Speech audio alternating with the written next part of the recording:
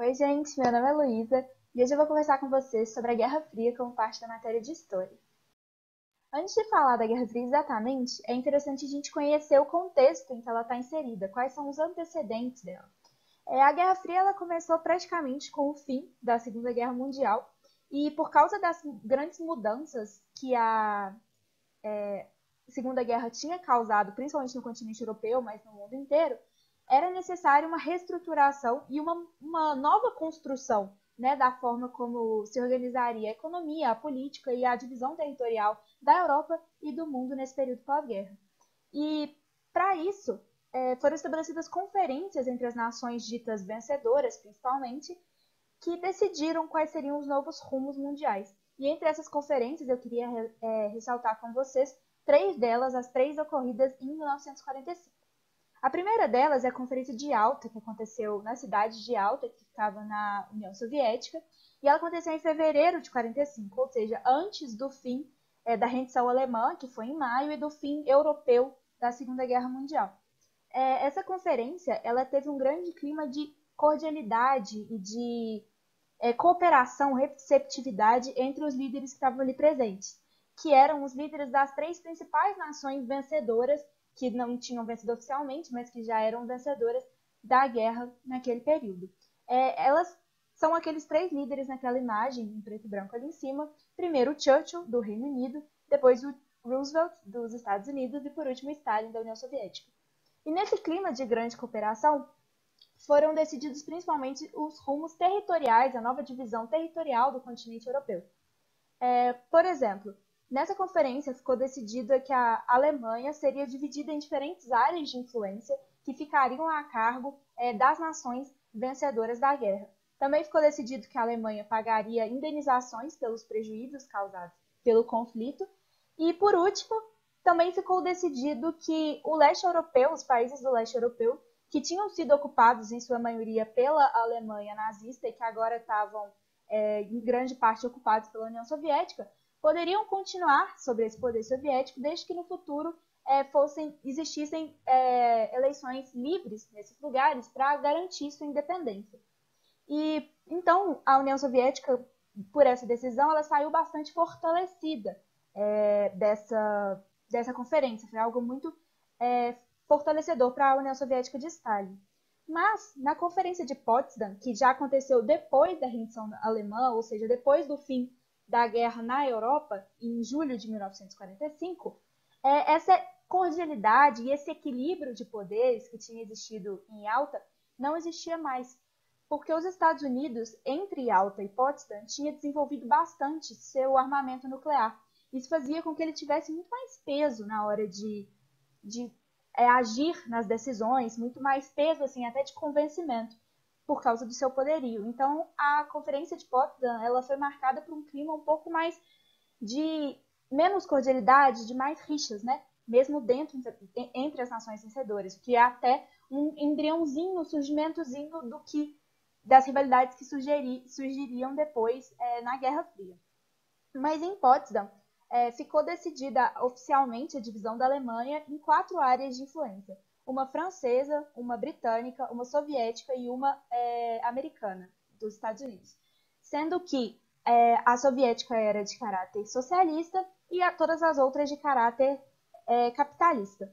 E, além disso, foi dividida a cidade de Berlim, que ficava na parte soviética da Alemanha. Mas ficou decidido que dentro da cidade haveria também uma divisão em que Berlim Oriental seria soviético e Berlim Ocidental seria capitalista. E essa divisão ela foi um dos grandes símbolos, né, da Guerra Fria, principalmente anos mais tarde com a construção do Muro de Berlim, que virou uma barreira física dividindo essa cidade. Além disso, ficou decidido na Conferência de Potsdam que a União Soviética poderia continuar ocupando esses países do leste europeu, igual tinha sido já conversado em Yalta, desde que houvessem as eleições, mas as eleições elas acabaram não acontecendo e essa região continuou sob domínio soviético. E a última conferência que aconteceu, que eu quero falar com vocês, foi a Conferência de São Francisco. Ela durou mais tempo, alguns meses, também no ano de 1945, e ela foi a conferência responsável por criar uma organização internacional que servisse para manter a paz e a segurança em nível internacional, tendo em vista a necessidade disso, né, que a Segunda Guerra demonstrou. E então essa conferência ela criou a Organização das Nações Unidas, a ONU, que existe até hoje, e ela também estabeleceu essas bases do que seria a governança internacional da ONU, do que seria a forma como a ONU trabalharia no ambiente internacional para garantir a paz, a segurança e intermediar conflitos entre os países. Relacionado a isso, no ano de 1948, foi proclamada, foi assinada a Declaração Universal dos Direitos Humanos, que foi também uma das bases para a definição do que é o direito humano e do que os países deveriam cumprir para garantir os direitos humanos dos cidadãos do mundo. Algo que era muito gritante, muito importante devido às atrocidades que tinham acontecido durante a Segunda Guerra. Tendo isso em mente, essas mudanças que aconteceram, principalmente com essas conferências depois do fim da Segunda Guerra, houve nesse período a delimitação, a formação de dois grandes blocos de influência, praticamente opostos. Um deles, o capitalista, o bloco ocidental, sob comando, assim, sob domínio dos Estados Unidos, e o bloco socialista oriental, sob influência, domínio da União Soviética.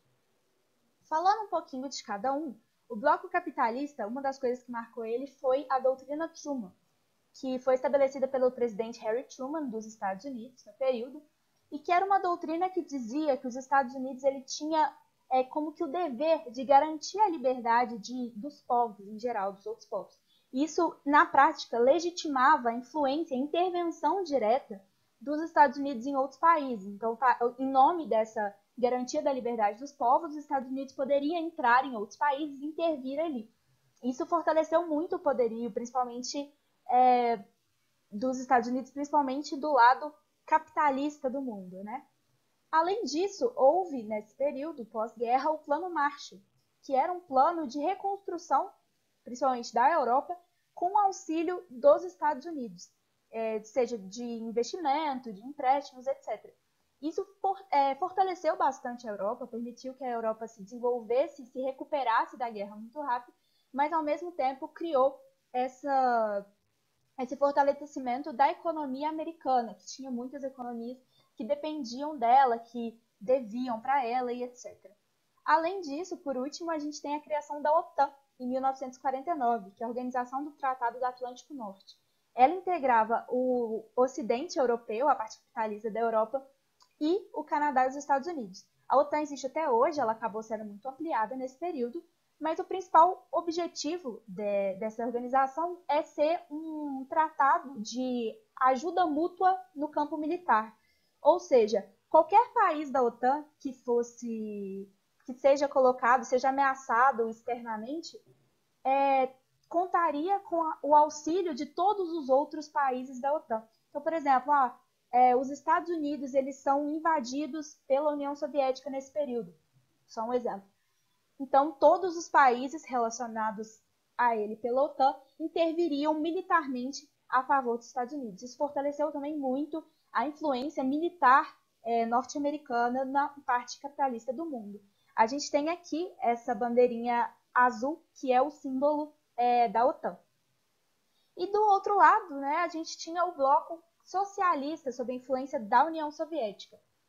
Duas coisas muito marcantes do bloco socialista foram, primeiro, a Comecon, que era o Conselho para Assistência Econômica Mútua, que era quase que uma resposta, né, à doutrina Truman americana, porque ela queria integrar o bloco socialista para impedir o avanço do capitalismo.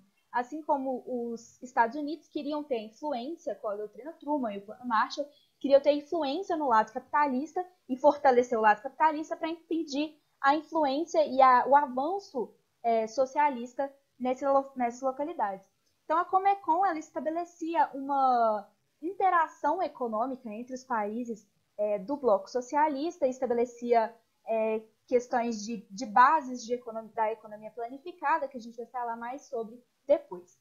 E Outra coisa era o Pacto de Varsóvia. O Pacto de Varsóvia, ele não existe mais, ele acabou lá com o fim da Guerra Fria, o fim da União Soviética, mas ele tinha a mesma base, a mesma ideia da OTAN, sendo um pacto de ajuda, de cooperação mútua no campo militar. É esse símbolo ali do lado do símbolo da OTAN. E nele está escrito, em volta naquele círculo, a união da paz e do socialismo. Então, seria a união dos países socialistas para ir contra ameaças externas, né? Uma forma de, segundo eles, garantir a paz e a integridade, né, do bloco socialista.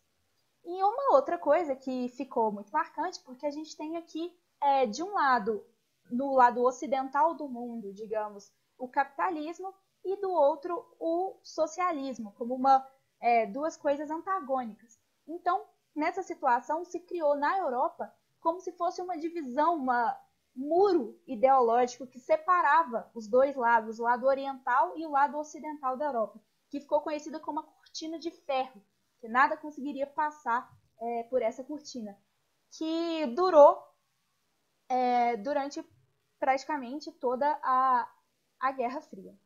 E o último ponto que eu quero colocar com vocês como antecedente da Guerra Fria foi a Conferência de Bretton Woods, que aconteceu no ano de 1944, lá nos Estados Unidos. E ela foi uma conferência que determinaria os rumos econômicos do lado capitalista do mundo, porque ela reestruturou todo o sistema econômico internacional.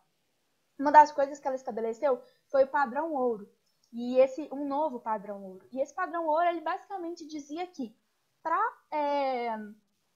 para existir uma moeda, para ter uma quantidade circulante de uma moeda, você teria que ter essa mesma quantidade, teria que ter um lastro, ou seja, um equivalente a isso em ouro nas reservas públicas do país daquela moeda.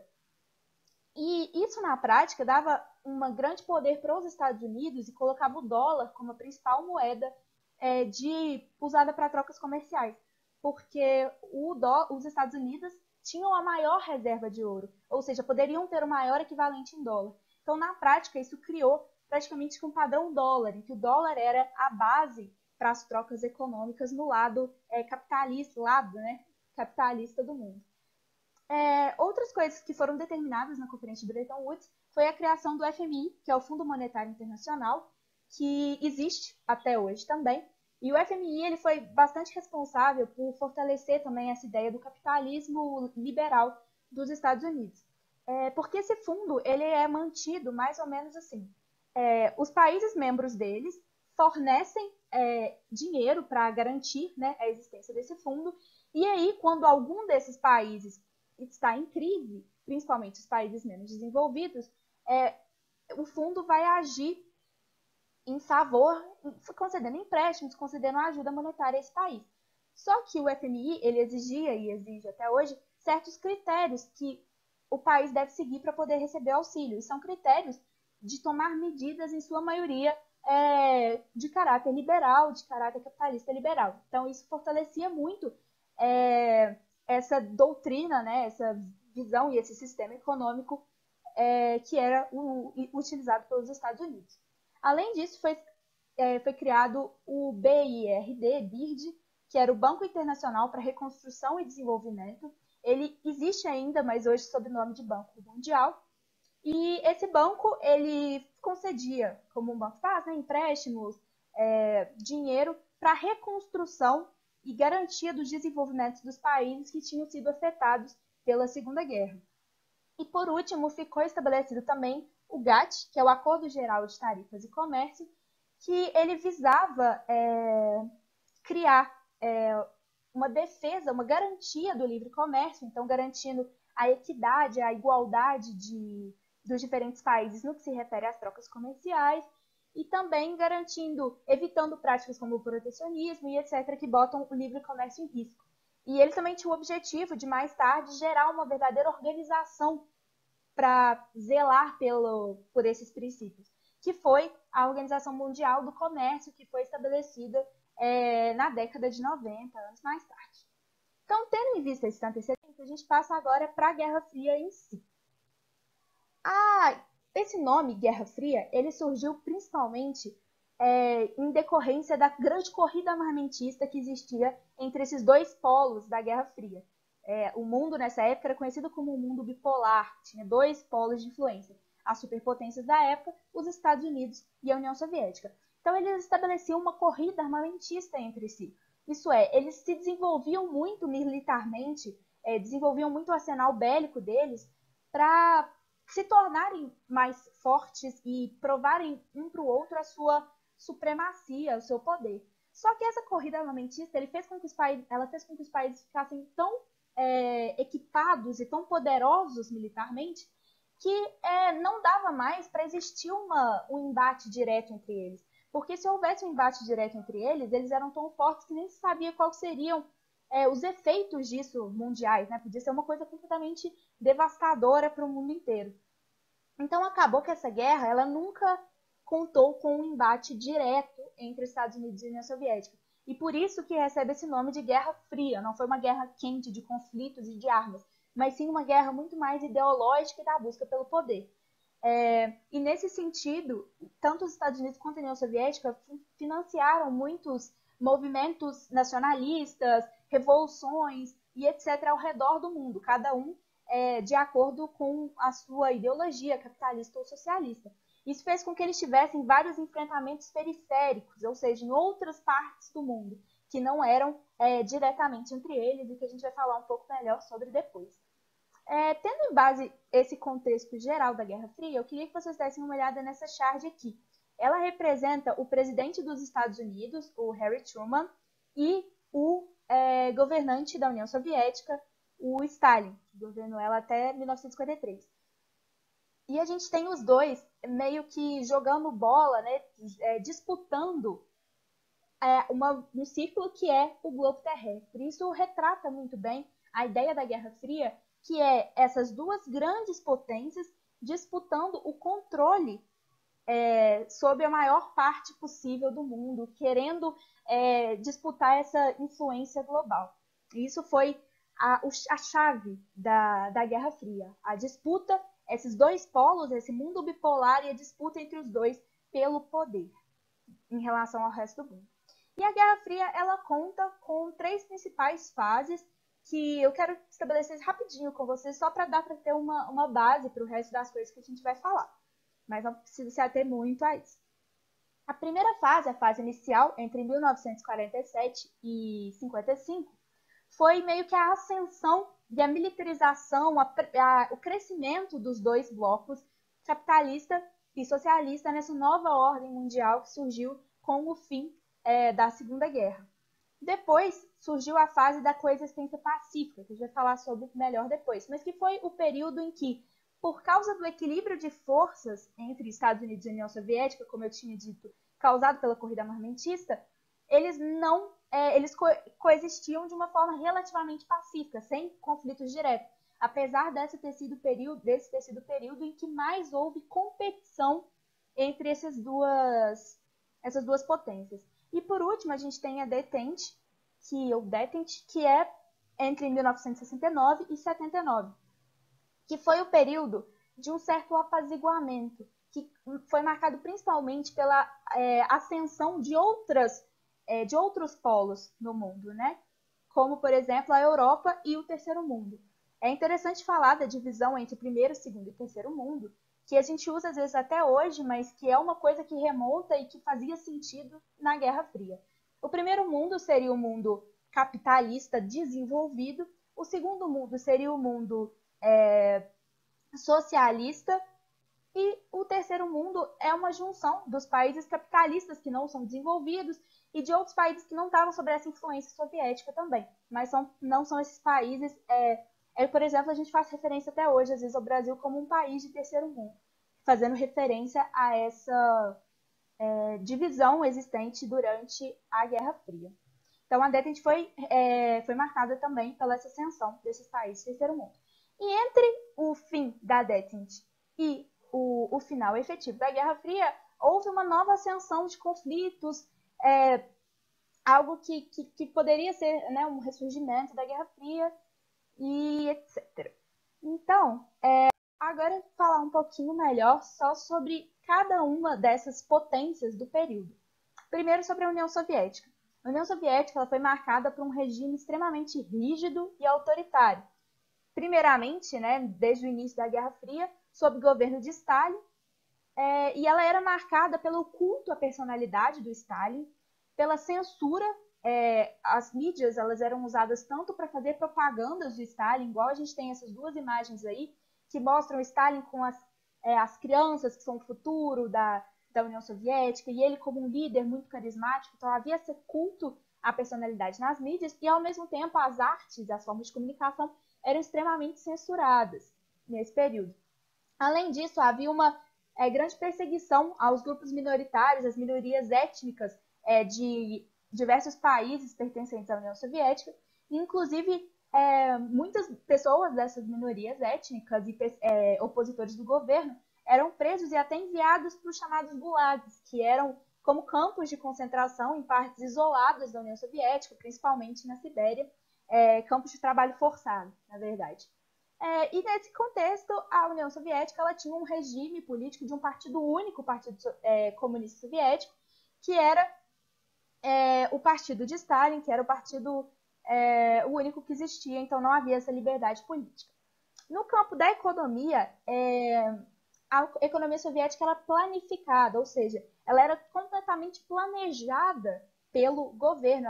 O governo tinha um total controle, ele controlava a produção, o que seria produzido, e também tinha controle dos meios de produção, em que havia a verdadeira economia.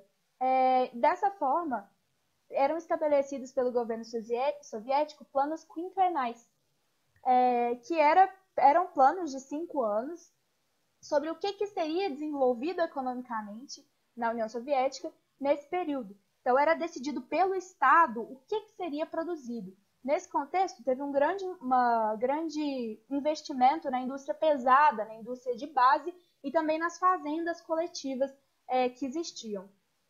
Então, último pontinho da União Soviética foi que no ano de 1953, com a morte do Stalin, assumiu o Nikita Khrushchev, que era o novo governante soviético e que ele que foi o responsável por realizar algumas mudanças na União Soviética. Por exemplo, ele acabou com o culto à personalidade, diminuiu bastante a perseguição a grupos minoritários, embora ele tenha mantido com a ideia do Partido Único e do regime rígido, e foi o responsável por estabelecer com os Estados Unidos essa ideia de coexistência pacífica.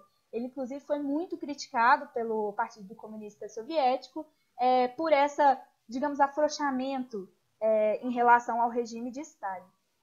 Então, do outro lado do mundo, né, em oposição à União Soviética, do outro lado, metaforicamente, a gente tinha os Estados Unidos. Os Estados Unidos ele passava pela chamada Era da Opulência, porque com o fim da Segunda Guerra e até durante, os Estados Unidos tinha se desenvolvido, ele estava num período de grande ascensão industrial e grande ascensão econômica, que fazia com que todo o consumo americano aumentasse muito. Então havia muito mais consumo e havia até uma certa padronização da forma de vida, pautada nisso, em consumir e nos bens materiais. Inclusive, os Estados Unidos, no período, adotou esse chamado American Way of Life, que é o modo americano de vida, que seria esse modo pautado no consumismo, nos bens materiais, e que ele servia de referência para todo o bloco capitalista. Então, todo o bloco capitalista tinha essa influência de seguir essa visão dos bens e de consumir dos Estados Unidos. Inclusive, a gente via reflexo disso, por exemplo, em propagandas e etc., até aqui mesmo no Brasil. E falando em propagandas, a gente vê uma aqui, essa imagem aqui embaixo, que fala o maior padrão de vida do mundo. E embaixo mostra uma família americana típica dentro de um carro, falando, não existe um jeito como o jeito americano. Então, fazendo essa referência à propaganda nos Estados Unidos. E isso era uma forma também de combate ao comunismo, que ele existia tanto internamente quanto externamente, essa propaganda muito grande contra o comunismo. E fazendo referência ainda a essa imagem, é algo muito interessante da gente reparar que, apesar dessa propaganda da família americana como essa família voltada ao consumo, símbolo da era da opulência, do crescimento econômico, a gente tem na frente desse cartaz uma fila de pessoas indo pedir comida, receber alimentos. E a gente mostra, assim, muito essa desigualdade que existia nos Estados Unidos. Apesar disso, jeito americano de vida, ele não se estendia a toda a população. E um dos símbolos disso também era a segregação racial institucionalizada, ou seja, haviam leis que pregavam e que certificavam a separação entre negros e brancos nos Estados Unidos. E nesse período, houve diversos movimentos negros contra essa segregação. Um deles, só que eu quero dar um exemplo para vocês, porque vocês vão ver melhor isso em sociologia, foi o Martin Luther King, que fez diversos movimentos pautados no princípio de não violência, ou seja, do não embate envolvendo violência, e sim de passeatas, manifestações. Por exemplo, ele fez diversas manifestações para garantir as leis de igualdade civil e também diversas manifestações de boicote ao sistema de ônibus americano, que era porque no transporte público existia a divisão entre os lugares em que as pessoas brancas e as pessoas negras podiam se assentar. E isso é interessante da gente ter em mente, que a história ela é uma coisa que não é fixa, né, no tempo, ela tem ecos no futuro, e que infelizmente a gente consegue ver nos Estados Unidos, tanto assim como no Brasil, os reflexos dessa segregação que hoje, apesar de não ser mais institucionalizada, não existe mais em leis nos Estados Unidos, ela é algo ainda muito forte, o racismo é algo ainda muito forte, tanto nos Estados Unidos como também no Brasil. Então, é algo para a gente se atentar, né,